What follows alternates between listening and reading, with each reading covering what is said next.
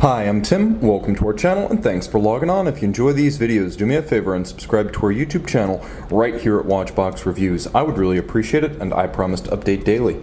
If you love this watch, you can see it, and you can purchase it on our website, thewatchbox.com.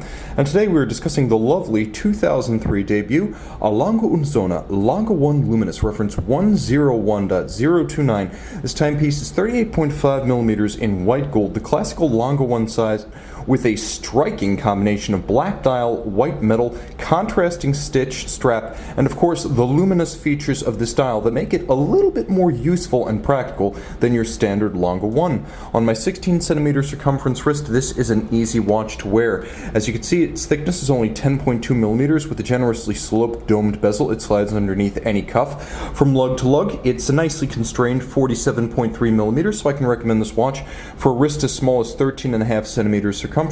The spacing between the lugs is 20 millimeters if you want to accessorize, but the factory strap is a good looking piece. As you can see, we're using a Lange factory strap in new condition, and the contrasting stitch nicely matches the contrasting tones of the dial itself. As you can see, calfskin nicely executed, sheer side showing you the layers of construction, matching black on the underside with a Lange white gold pin buckle. You can see the sides are handsomely faceted and look a good deal like Lange's own lug form, and then there is smart design internally.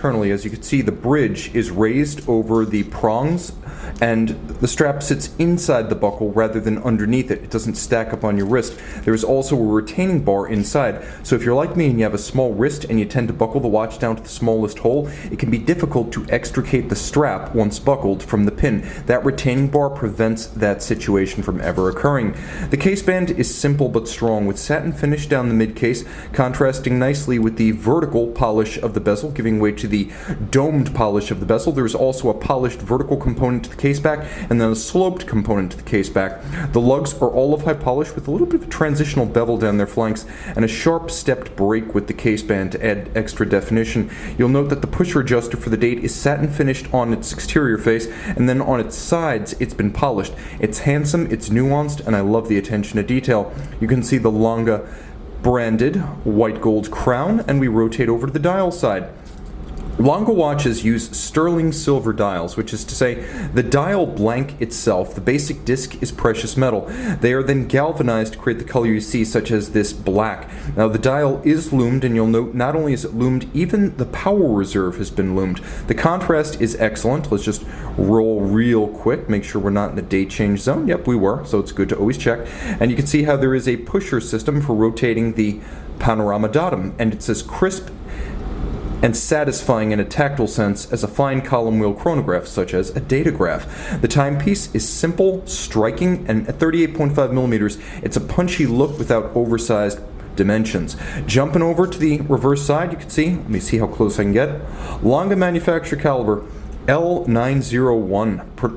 Basically, production started in 1994, but the L90 means work on this movement started at the very inception of the modern Lange in 1990. A handsome movement adjusted in 5 positions like a chronometer. 53 joules, it beats away at 21,600 vibrations per hour. Not only does it have the pusher date system, but it has a stop seconds or hacking function, twin mainspring barrels for a 72-hour 3-day power reserve, and the twin mainspring barrels also give the watch very even torque release, so there's no big drop off of amplitude after 24 or 48 hours as there would be with a single barrel.